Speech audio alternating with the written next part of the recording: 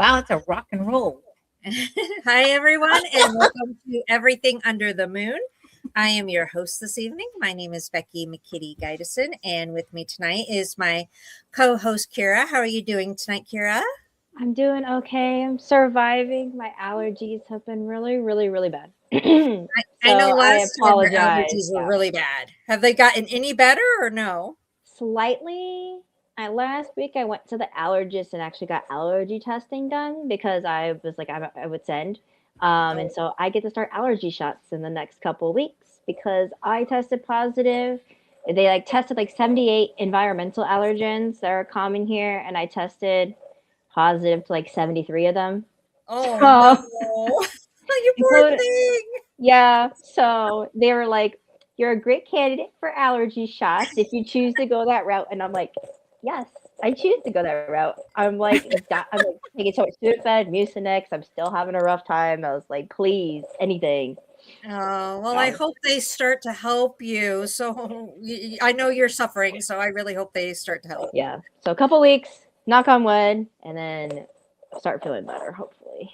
Hopefully. Well, our special guest tonight is Mercedes. And I know, Kara, you know Mercedes. We've worked closely with Mercedes throughout, the past few years. So how are you doing tonight, Mercedes? And welcome. Thank you. I'm doing wonderful. I'm doing great. I'm not doing what is happening to Kira. I'm so sorry about that. Thanks. But yeah, no, I'm not actually doing awesome. Happy to be here. Okay. Yeah. For those that have not followed the stories of yours, in particular, Mercedes, you have been featured on several different things, and you actually do have your own podcast. You were actually on a paranormal TV show. I'm not sure if I'm allowed to name that one. Um, Yeah, but you can actually on these. We can talk about it. oh, okay. I'm like, I know that there's like you have to sign things for those things. But you actually contacted me years ago. I don't even know how many years it's been now, and asked us to come out to help you further research your property. And so for the past, what, like 5 years now, we've been I, working with you. So, wow, time I sure does fly. know. Where did it go? Yeah, it was 2000. So it's 2019 November when the Dead Files came out to the house, and that was right at Thanksgiving. And so it was after that. So in 2020, when I did reach out to you and the team, and I emailed, and I did research to find out, you know, who I wanted, and nobody sounded like anybody I would want to come out but your team. And luckily, you did call me, you did contact me, and I am so thankful for that, and my family is thankful for that, and your team is incredible. I did uh, add some pictures, just a few pictures, just to show like the team, because I would take pictures sometimes, and just the evidence that you caught, and we're just so thankful that that really helped with part of the bringing it out, like, hey, this is real. I know the Dead Files found what they found, and I know everybody else found what they found and all that. But when we actually now have the evidence, we have the physical evidence that your team has found. So thank you. Right. Oh, of course, it's what we do. It's what we live for. If you want to touch base a little bit on what made you call Dead Files and get them out. I mean, I think pretty much everyone knows what Dead Files is about, but you can kind of fill everyone in for anyone that's kind of living under a rock. And I don't even know if they're still on because I don't really They're watch. not. Yeah. No, in fact, I don't think the only paranormal show that I think that is still on TV, I think, is Ghost Adventures. Don't quote me on that, but Wow. I think unfortunately, a lot of the shows have disappeared, and I miss a couple of them. I'm not a big fan of what's on right now, but yeah, like Ghost Hunters was the reason why I started doing what I do. So that is one show I will admit I miss is Ghost Hunters. Yeah. But of course, TV is for entertainment purposes only. They always do a little bit overboard no matter what the TV program is. And it's not their fault in particular. It's, the programming, the stations, things like that. But Right. I went along with the Ghost Hunters motto a lot more than anything else. Um, Right. And but I yeah, really like them too. I yeah, like them too. I chose the Dead Files. It was because I had watched that show when I first saw her and started to watch that show. I was like, she sees what I see. I mean, I had no idea when I first started to watch the show, though, that I would ever be on that show. I mean, I had no idea, but I was seeing similar things. So I'm like, wow, who's this person? And I really wanted to watch that show.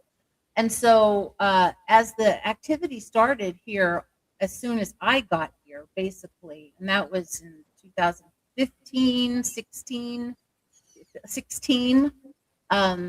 then there was part of the time where I was actually still living in Tucson, so I had two places to live. So it kind of had a little bit of paranormal activity, and then I would go to my other house, which had paranormal activity. I guess when you're a paranormal person, like your book, I'm paranormal, your new book. I think we just have those, I have activity, but I've never had anything like bad. It mhm, was never bad, really bad experiences until I met Joe, until I came here on this property. And that's when the experiences started to really get bizarre. And that went on for several years. I mean, there was some really crazy stuff happening, but it never started. I never felt as if my life was threatened. I never felt like I was becoming ill or sick or just, I thought of it as a fight. I thought of it as like not so much a fight all the time, but as like trying to mediate in the spirit world. Like, because I felt there was good spirits here too, but always known that mhm. I see the Native American Indian spirits. I see the animal spirits here, and I communicating with them. But when it started to really get bad, that is it became where Joe and I were at each other. It was like trying to break us up. It was really trying to get me out of here, break us up, make us leave. And that is, and now I see why. I know. I mean, I never really understood it till now. I mean, when we can look at it and say, "Oh, look what I'm trying to do now. Look what's working. Look what I'm doing. Look what he's doing." It doesn't want you to achieve these wonderful things that you could be. They want you to not be that person. They don't want you to be successful. They want you to be dead or hurting or fighting. And that's not all of them. Okay, that's not all of the spirits, but the ones that were here, that's what it seemed like it came down to. And then when my other family ended up moving in here just right when before the dead files, that's when it Mhm. even got worse because it was like they became under attack. So when I did reach out to the dead files, I'd reached out to them about a year or two earlier. I had left a message, but no, I tried to leave messages for about a week, even at work, and it would never go through. People even tried for me, it would not go through. The second time was the year later, and Joe said no on that one.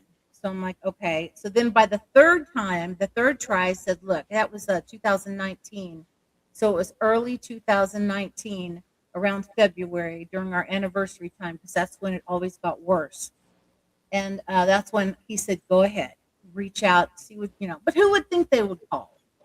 All I right. mean, there's a million. They said like hundreds of thousands of people or whatever tried to do that, tried to send their stories in. So for some reason, we were chosen. Thank God, and they did. I couldn't believe it. They did call us, and then they checked us out. They made sure that we were normal people, and just whatever that real. And so it was a huge process, And I'm very Yes. grateful and thankful to them. I will always be grateful and thankful to them. It wasn't, did not turn out like I thought it was going. I thought she would come in here and just do, well, let's bring in this person and this person. And, that's really what I expected. So when Mhm. she told me that sorry, you are, you know, basically the Grim Reaper is here for you, a female in the house, and I was the only female in the house, and that we need to leave. I wasn't prepared for that. I really wasn't. So much so my eyelashes were coming off during the filming and they left that of the show. Thank you. Thanks for that. So a big TV appearance and I was looking like eyelashes falling off, I guess. Whatever. It's what it is. But so yeah, so it got worse. And that's when I reached out. That's when I reached out to Becky. Um, and then continued. Yeah, we reached out for an exorcist at one point or somebody to help us. Nobody would. Nobody would contact me. Nobody would. It was pandemic. I felt like I was treated as if I was crazy, and so thank goodness for you guys, Becky, and you brought me that.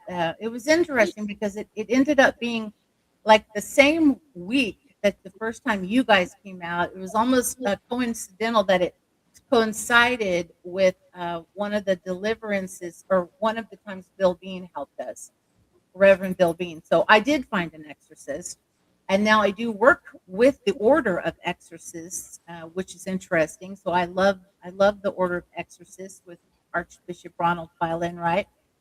And it's really rewarding to be able to help others with what we went through. But yeah, so it was like you coincided together at one point where we were literally hearing these horrific voices, which I consider them horrific voices, and different things in the cabin, and then it was like after that one time there was three different deliverance exorcisms, whatever, and then that never happened. Those voices weren't ever back again, and then things did change. So after three, but what's been fun is to see how the evidence, see what you've caught, and see what you have, what you guys think, what you're hearing. So it has been a very great experience, and I like that we got to kind of be um, the place where you would bring your people to train them. I mean, it's Yeah. so active here. I mean, In fact, I think one of your videos were at Mercedes, wasn't it? what? You're breaking up, Becky. Okay, yeah. Oh, good. It's not me. I was thinking it might be me. Is it me? No. Can you guys hear me? I hear you now, but you're stopped. Your Okay. face is stopped. You're frozen. I'm frozen. Not the Disney That's not good. movie. Yeah. Oh, come on. I love Disney. Okay, start singing Frozen. Oh, I cannot sing. Don't ask me to sing. Okay, you're back. You're back now, Okay. yeah. I was going to say, Kyrra, wasn't your training out at Mercedes? Yes, my first official investigation was done at Mercedes. So, yeah. Yeah. So So we it's did been- you yeah. we used you, Mercedes, as training. But Yeah. it was the perfect location because of the fact that I like to train my investigators to go in with an open mind. We don't want to go in assuming things. We don't want to go in like, oh, this place has demons. We're going to, get sick, whatever. So your property was perfect because when I would have people research or things like that, then they would see you on Dead Files. And I wanted to make sure they went in with an open mind and not thinking that there were demons there. So it was like the perfect location to test them and to debunk things. And you do live in the middle of nowhere. So you have a lot of odd noises that have to be debunked, like animals and things like that. So it's like the perfect location for training because of the fact that they have to learn to debunk They have to learn to have that open mind. They can't have things like dead files influence them. So it has been the perfect location for training. And I do appreciate you letting us do that. Lately, we haven't had any new people to train. Mhm. We're actually very short-handed right now, to be honest with you. There's only basically myself, Kyrra, May, and Jen, and Aubrey, and that's like it. That's all we have on our team right now. So we're very Okay. short-handed. Those are the good ones. Those are the ones that are sticking and staying. And let's face it, it's been a weird like 5 years, and there's a lot of Yes. people that our lives. I mean, like saying about the books, like I've written books. You've gotten to write your book now. Congratulations. But I Thank mean, you. we think about the trials and tribulations we've all, went through. Mhm. Trying to have our new career starts, or some of us lost our jobs, like that were our big jobs for 15 years I had, and it was just like, the pandemic changed all of that and changed my direction, and I'm thankful for that now, because I'm like, if it hadn't, I'd probably still be with Dr. Swidler. I'd probably be still very very devoted to that work, and I wouldn't have even started my new classes or my new life as a podcaster. I mean, it's weird. Mhm. All that stuff hadn't have happened, I'm you never know until after you're standing back and looking and see why you had to go through everything. Oh yes, every day is a challenge. That's for sure. I'm still facing a ton of challenges right now. I think my biggest challenge is trying to keep my sanity with everything I'm putting on myself. Oh, yes. Congratulations on your school going to Yes. school again. I think that's wonderful. And marine biology and all of that. Oh my God, I love that. Yes. I've always, outside of the paranormal, my passion has always been animals. I've always been a huge animal lover. In fact, before I got my company, I was actually in school studying wildlife conservation. Oh my God. And I was a full-time college student doing that. And then this company just literally fell in my lap. And it was a lot trying to start a new company and keeping schooling going, plus raising kids, because at that time my kids were young. They I were mean, they were little. like, yeah, they were like 2 and like 6, and they're like 4 years apart. But I think the oldest was like 12 at the time. So I still had a bunch of children to raise, because we were a family of 6. So I had my oldest daughter, my stepdaughter, and my 2 younger ones that are still at home with me. So a full-time college student trying to get a business off the ground, raise a family. It all came crashing down. So something had to give, and what gave was my schooling. So deciding to go back recently, I'm like, can I handle it? I'll admit it is not easy. It's been tough. No, that's a big But my one. kids are older now, and thankfully, my daughter Aubrey, she's helping me with my homework. Oh, that's so great.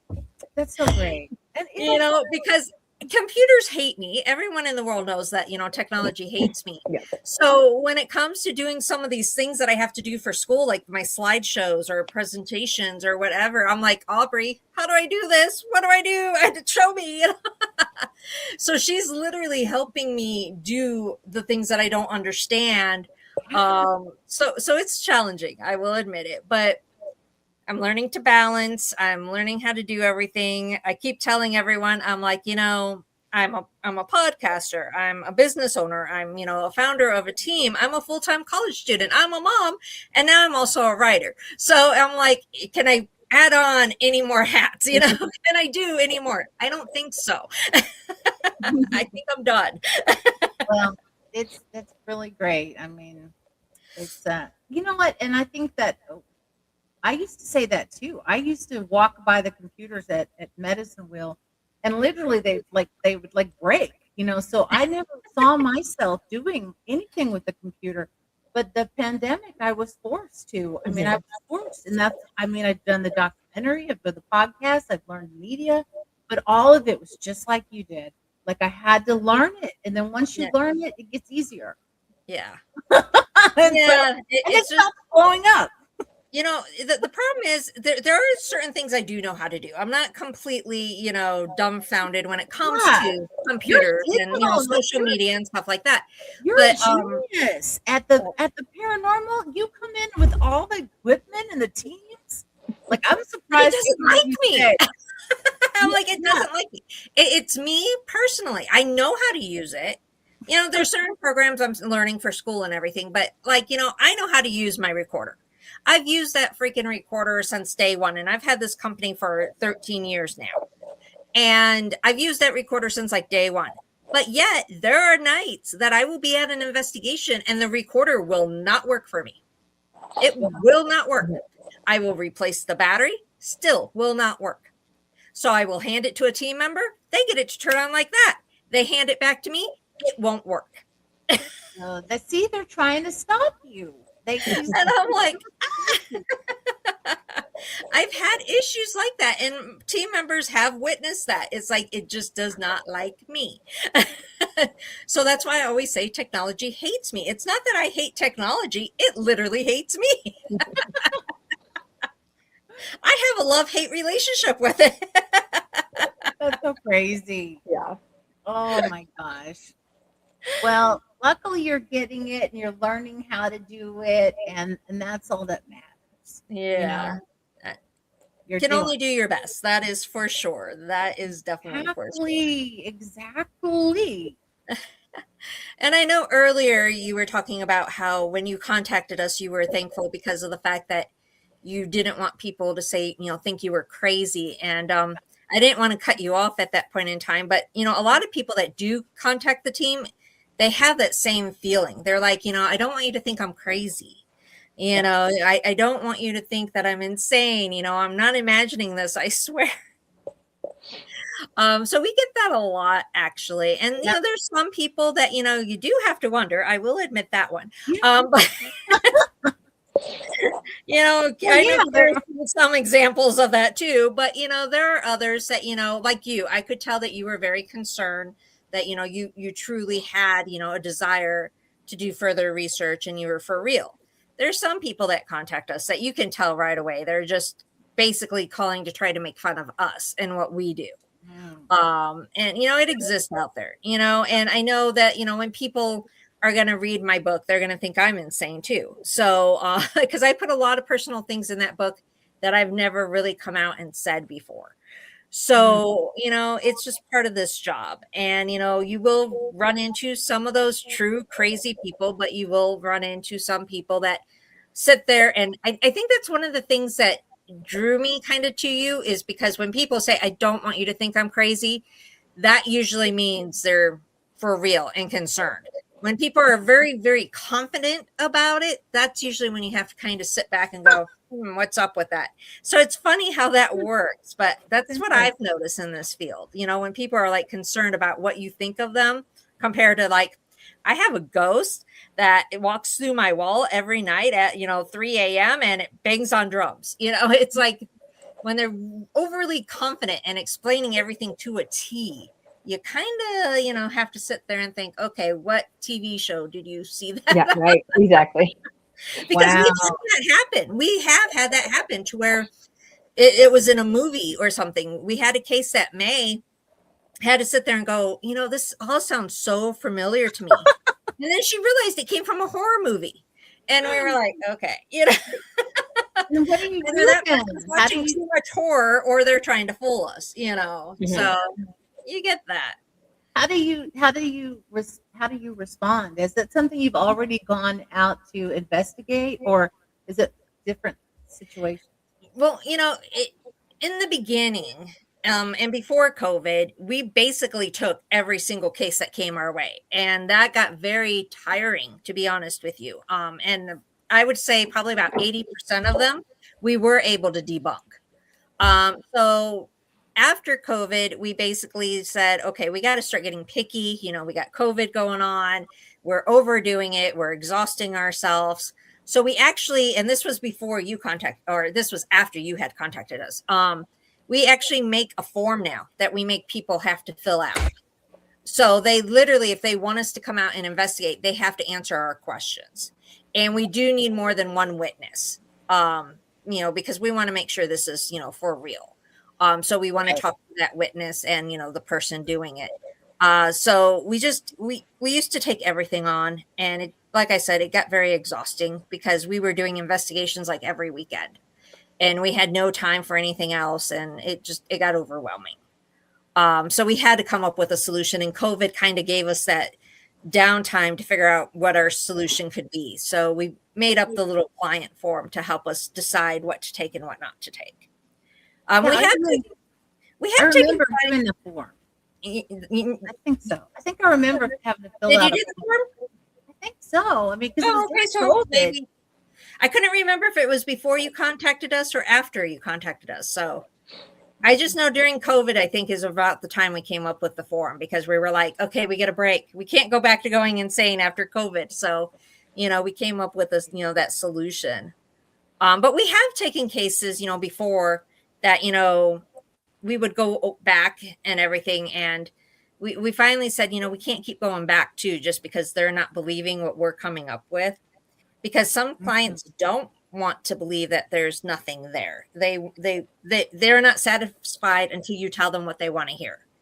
Mm. So we have had clients like that, to where we finally said, we can't help you. We're sorry. If you feel this or that, then you need to contact this or, that person. So we have had things like that. We even had a client one time that, poor Will, back when Will would, go with me a lot. Oh yeah. There's this lady that she basically, it ended up being where she thought she was being stalked. At first, she thought it was paranormal. And then when we told her there's nothing paranormal, she's like, okay, then I'm being stalked. And, she's asked Will to go with her to, I think it was her storage unit or something, because she was worried that she was being stalked. And we had to lay down the law. We were like, no, we're not doing this. We're not there to be your escorts to protect you. If you feel you're being stalked, you need to seek out, the law or police or something. We're not there for that. So yeah, Yeah. we've had a lot of situations over the past 13 years that we've dealt with. But Wow. it's just one of those things that you deal with, and you move on and you learn from it. And trust me, I've learned a lot in the past 13 years. Wow. Things I didn't think I would learn, but I have. Yeah, and that's a lot, though. I mean, it's a big responsibility trying to help people. You know. Yes, but it's something I want to do. It's something I enjoy, and it's just something I've had experiences my entire life. So I wanted to learn more, and I wanted to explore more. I never thought that doing this would put me in some of the positions I've been in, but it is what it is, and the fact that I get to help people like you, and, there's other people that, I've become friends with, after the investigation, and, I get to keep in touch with them. It's a good feeling, I have one in particular. She was one of my first investigations, and she'll still contact me over Facebook and thank me for everything, and, get caught up with me. And, I love, that I can actually form friendships. And, I'll be quite honest with you, with my life the way it is, if it wasn't for these connections I had through the paranormal, I would probably have no one that I talk to outside of this household. Because, that's where I make all my friends, is basically through this right now. So it is what it is. But I know I'm not the only one that has had a ton of experiences and have helped others. I know, Mercedes, you have been doing a lot of writing, and written a lot of books, and some of them are basically trying to help others. And I'm going to let you take that over, because I don't want to Uh, mess anything up on that.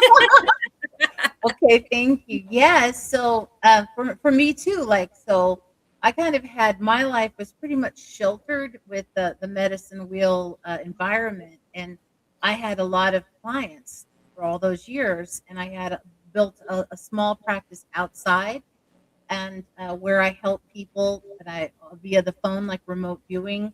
So when all of this first came out, even with the dead files, I mean, like I hadn't really shared these things out in the public.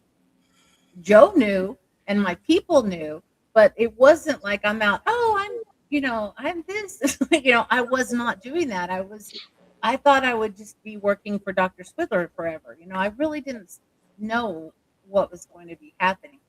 And so, yeah, so I have, when I first decided to got the download to write the first book, it was last year around this time. I literally, the first books came out. The first book I wrote was called Through the Veil, and it's my journey of remote viewing, spirit communication, and healing.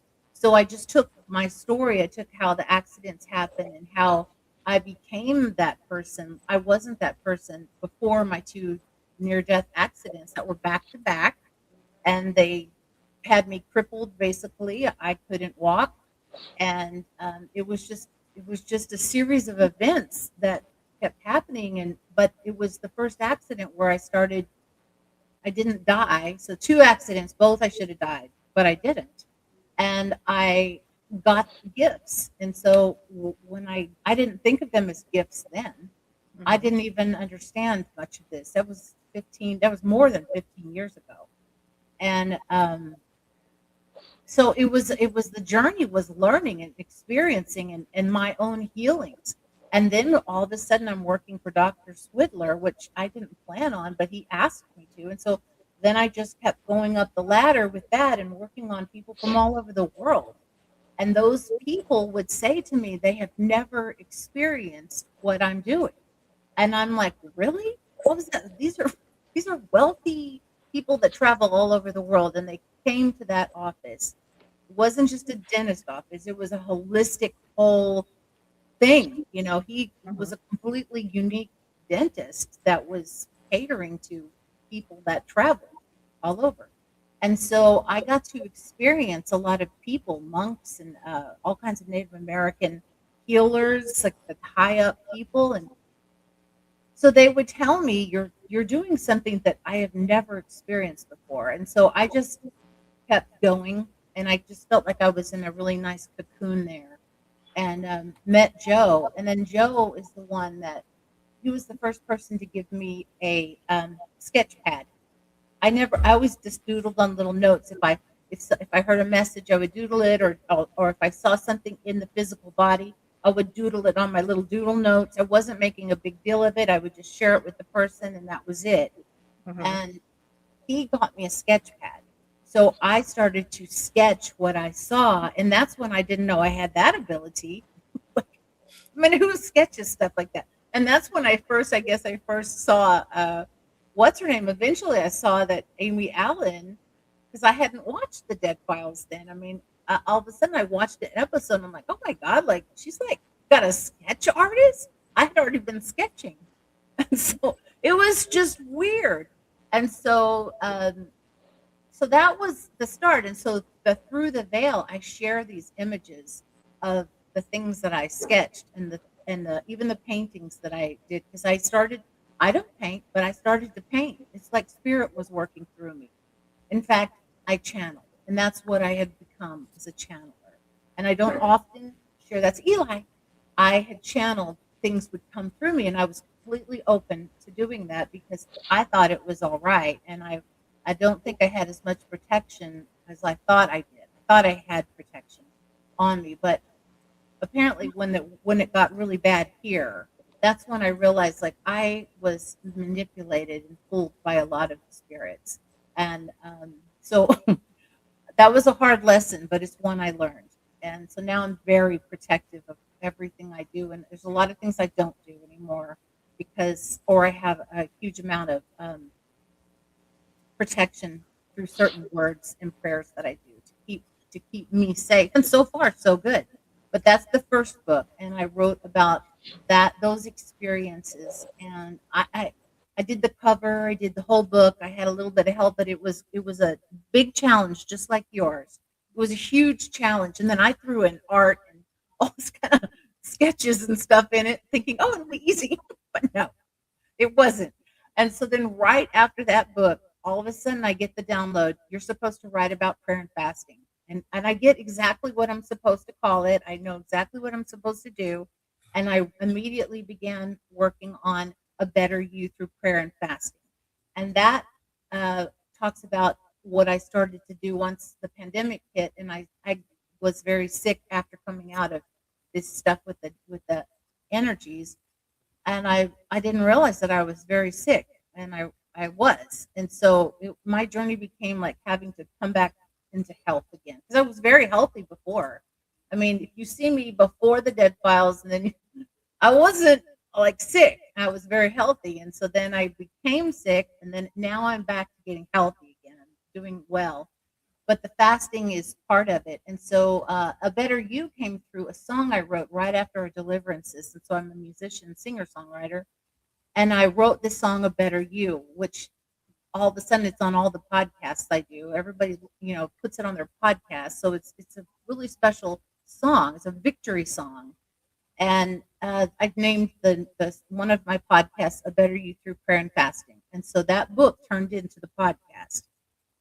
All of this is given to me as I feel like God or my angel spirits, God speaks and says, "You're supposed to do this," and I do it. And so everything I do because I hear that.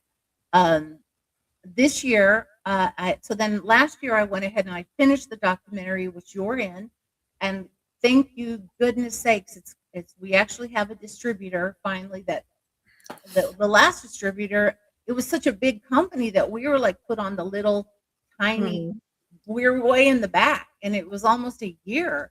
And so finally I'm like, there's something wrong here. Is there something?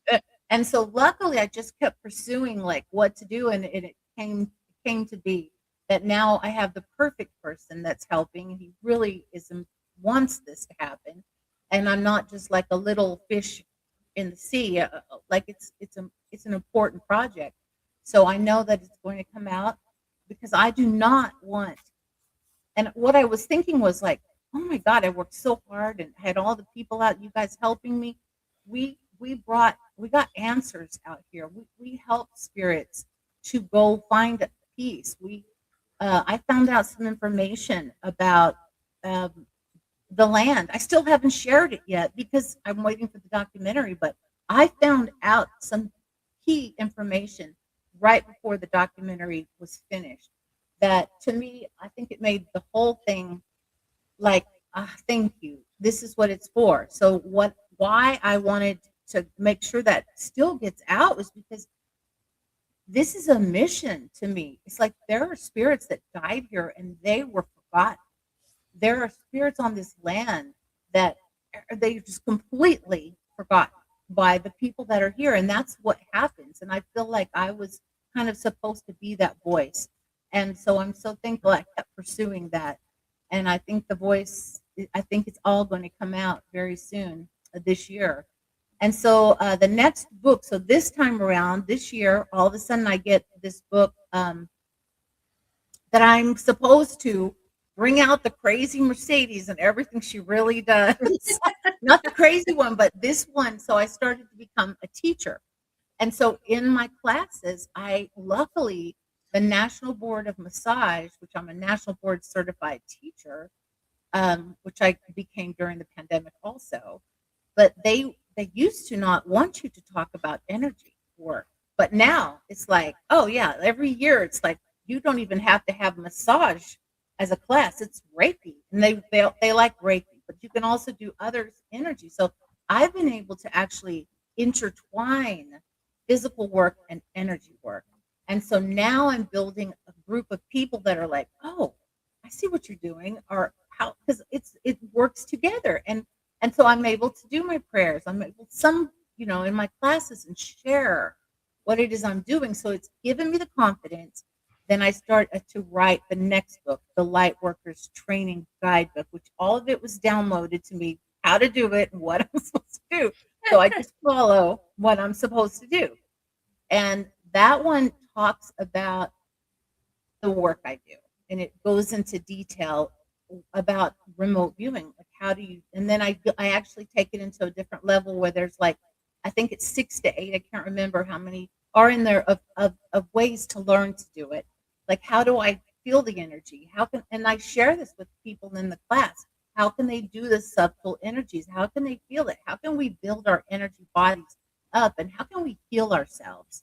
And so that's what this book is about. And then now I've started of course, download. There is the training guide. So I've started putting together the first of a series of classes.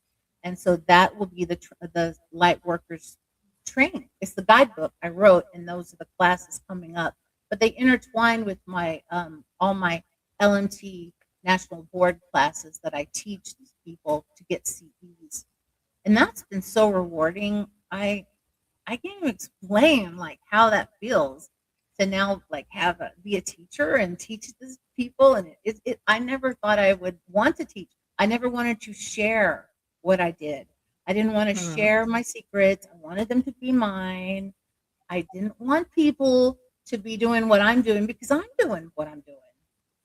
But it was the pandemic that made me realize, like, well, I may be dead. I don't know. I may die. I don't know.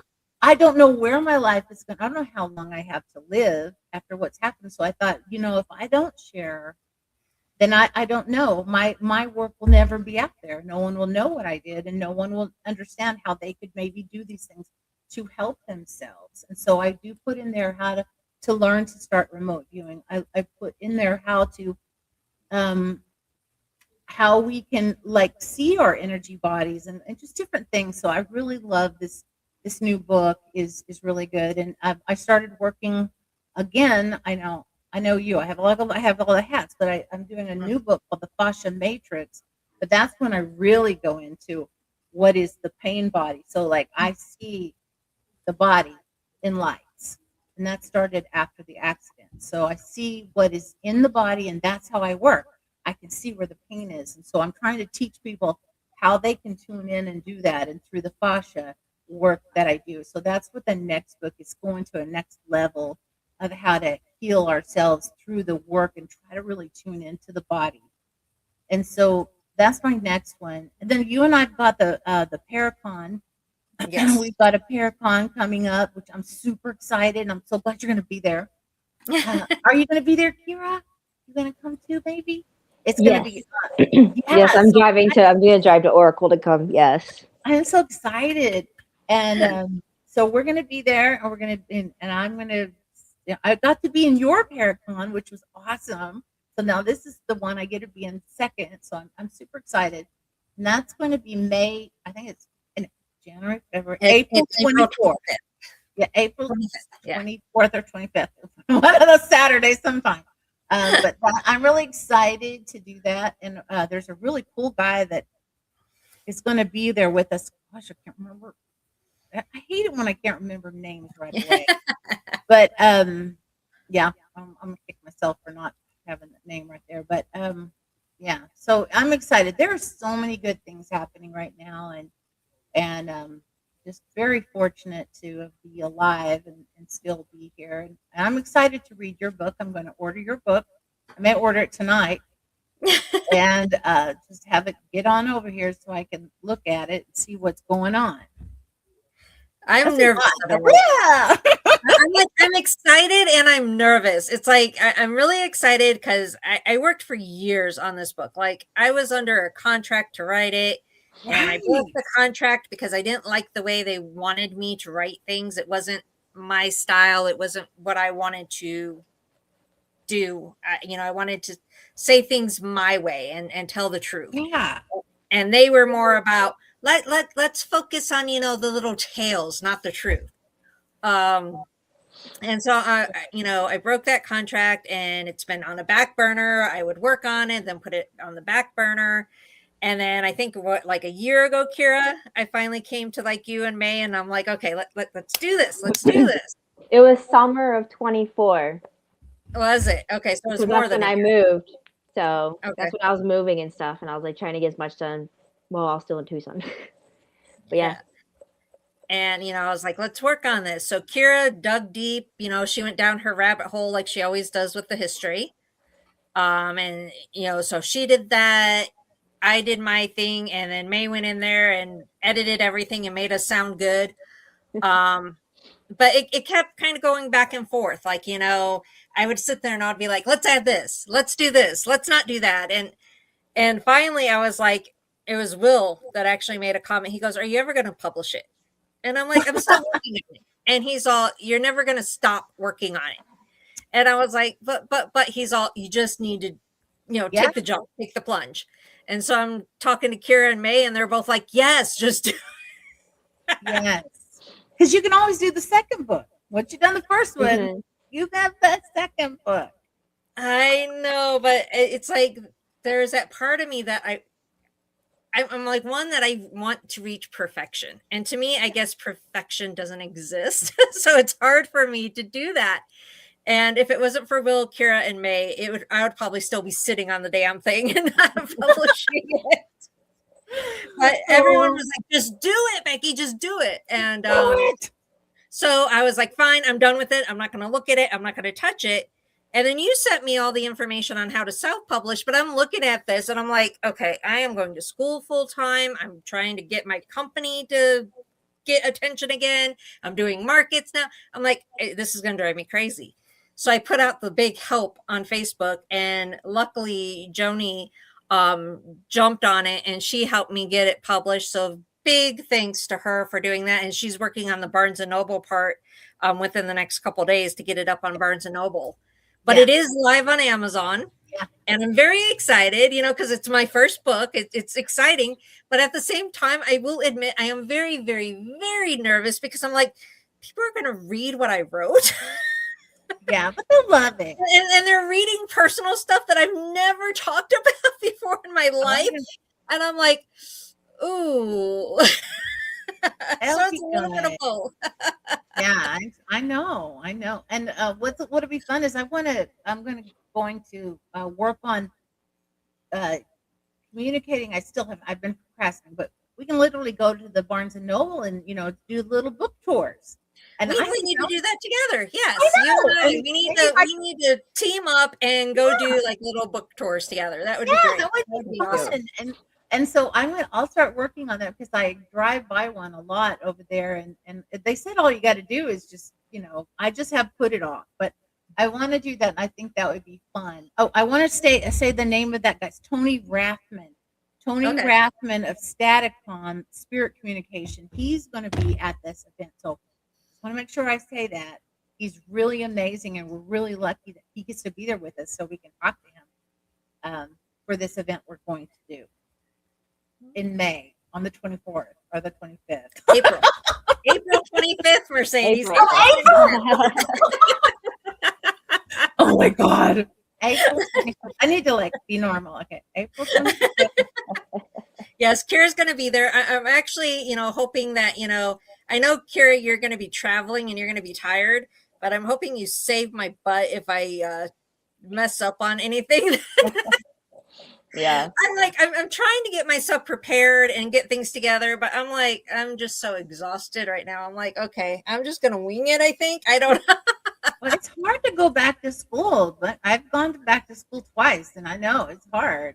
It's a lot, but it's great. You're going to grow so much. The thing is these classes are 5 weeks long, 5 weeks. So they're getting a whole course in 5 weeks. So it's very rushed and a lot of information. And so it's like, my brain's, thinking when I'm sleeping about, okay, so climate change, I'm like, oh yeah. So it's just a lot to take in. Next semester, they wanted me to do algebra. And I was like, no. Oh my God, no. I'm like, no, I know me. I know how I am. And right now, the course I'm doing is something that you have to take your first semester. It's not bad, but it's not something that I'm thrilled about. It's not like, woohoo, I love this course. Right. It's just giving you the fundamentals and stuff like that. So it's kind of not the greatest course. And I'm sitting here and I'm like, if I do algebra next, I'm going to want to quit. I know me. I know if I do boring after boring, I'm going to want to quit. Yeah. So I'm like, give me something I will like. Give me something that will keep me motivated to stay in school. Give me a biology course. And some people would probably be like, biology? What? I actually enjoy biology. That's something I actually enjoy. I've always been very good with your life science, your marine biology, wildlife biology. I've always been good with those courses. I've enjoyed those courses.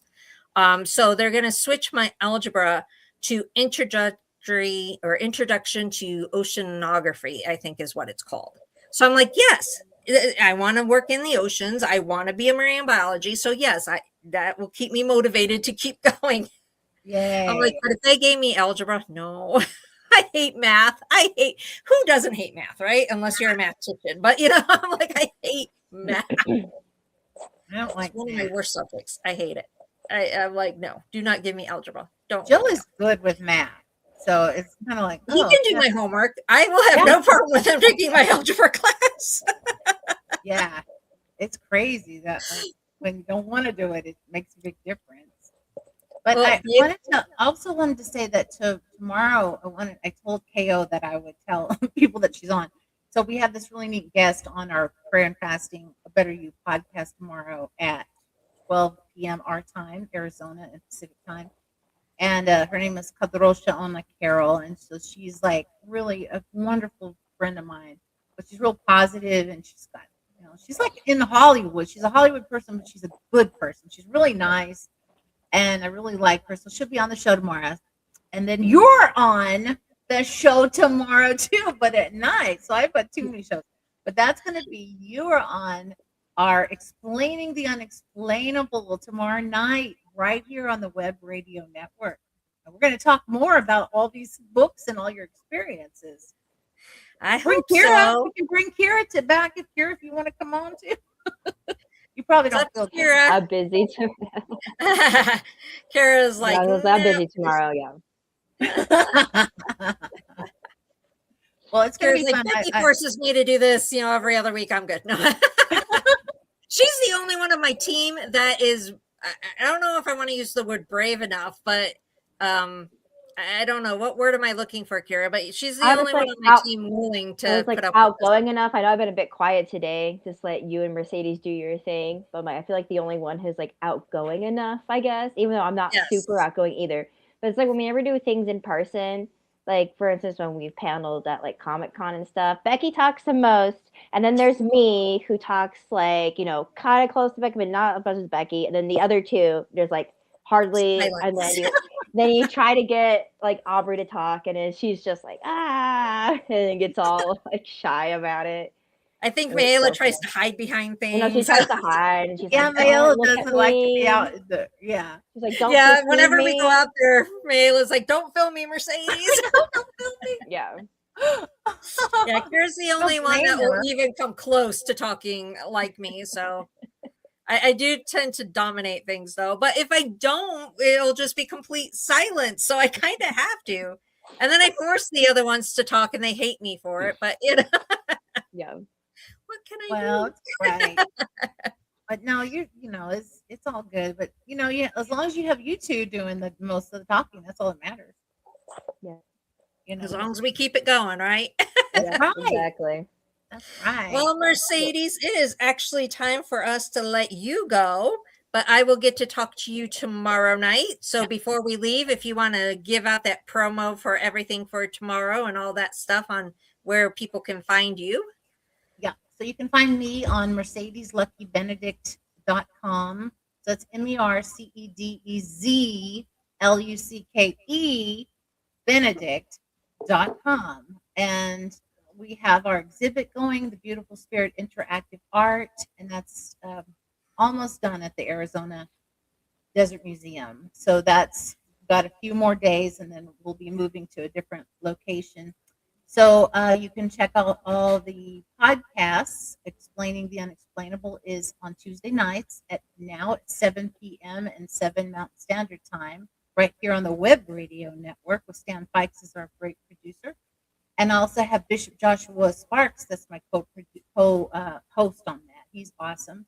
And then we've got the podcast every Saturday that is called The Unseen Realm with Archbishop Ronald Enright, and that's at 3 p.m. and that's on YouTube and Facebook and every streaming platform there is. It's an amazing show, and I co-produce that one. And then I've got the Prayer and Fasting, which I only do about 2 shows a month now. It's just a little too much. Now we're just doing about 2 shows a month, and that's every when it comes on, it's on a Tuesday at 12 p.m. our time. be Pacific Standard Time. So Yeah, that's now all it- I have to say for now. okay. Thank you for letting me be All here. right. Thank you for letting me Well, share thank my you, Mercedes, and I will talk to you tomorrow. Okay. And I think I we know just I'll be heard seeing you Joe. soon. Oh, we didn't get to do the pictures, but that's okay. Joe says All hi. right. Bye. Bye, Bye. Mercedes. Bye. Have a good night, Mercedes. Bye. Bye. Oh my goodness. So, Kyrra, I wish you luck on those shots. Hopefully they'll work. Oh Is yeah, it I still hope kind so. of like a testing thing or? So like because I just got it done, I should by the end of the month get the serum so I can get at least a couple before I go to Peru for my trip. Mhm. I'm hoping next week because he was like 2 weeks, and so I'm like hopefully 2 weeks. Um, Hopefully. yeah, so it's starting to calm down a little bit. I think just like the very end of February when it was like when it got really hot for the first time and everything Mhm. bloomed, my body was just like overwhelmed and it was just so bad. So it's been slightly getting better. Some days I wake up and I'm like, I feel absolutely terrible. Oh, But you have to push through. I'm still working and everything like that. So he's got to push through and yeah. but, Well, I know allergies are terrible out here in Arizona. I never had any allergy ever until I moved out here. And then, I do suffer from allergies too. Not as bad as you, but I do, get allergies. And like, I know that, my nose will start to run or I'll be stuffed up or, eyes. I will have like my eyes watering or mhm. whatever. So Arizona is horrible for allergies. And I know the that. thing that's so wild is that like one of my side of the grandparents moved out to Arizona like in the late 80s, I believe. And Arizona used to be a thing where it's like if you have allergies, come to Arizona. And now it's literally one of the worst places in the country for Yes. allergies. Yeah. Between just air quality being bad, but also I just think there's so many people here now, and they brought all their stuff with them, and so it's just like boom, all the allergies everywhere. And dust galore. And that's Oh like yeah, one of so my dry.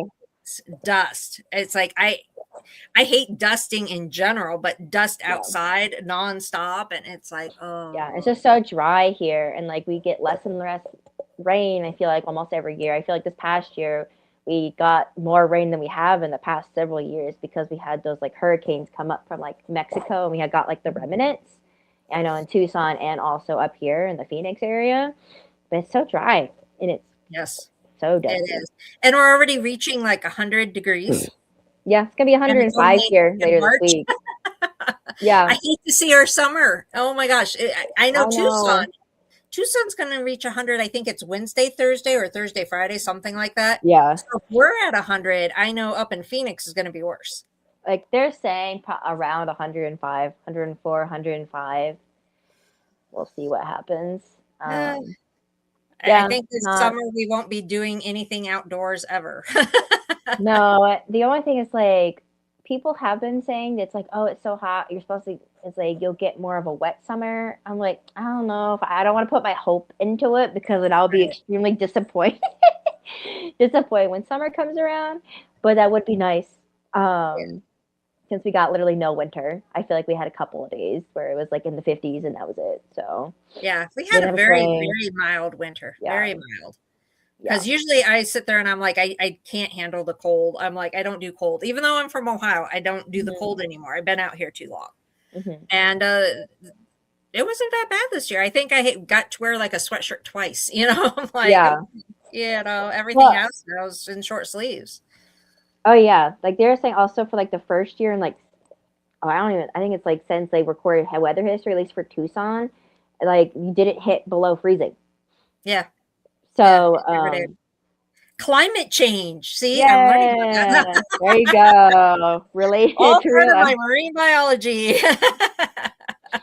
Yeah, for sure. But yeah, I'm gonna be on Mercedes show tomorrow night, and I know I will be Um, talking more about my book.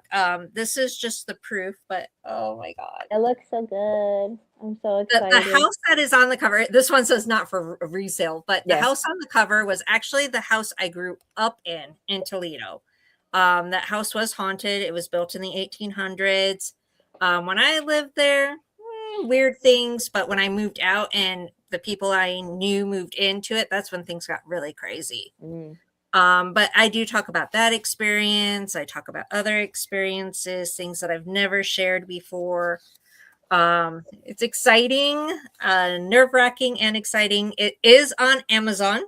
So you can go to Amazon and buy this. I'm Paranormal by Becky and Kyrra. It is live there. It will be on Barnes and Noble. I'm thinking maybe hopefully by next week. So that'll be available too. Go read it, but be nice, please. It's my first time. I put things in there that, kind of, never shared with people. So kind of nerve-wracking. But I'm excited at the same time. Will already asked me when I'm going to start working on my next book. And I'm like, let me breathe for a moment. Yeah, you're just like, stop. You're like, let it actually come out. Let me till I physically have it, have the copies, right? Yes, I ordered copies. So we're going to start selling them at our markets and at the Paracon.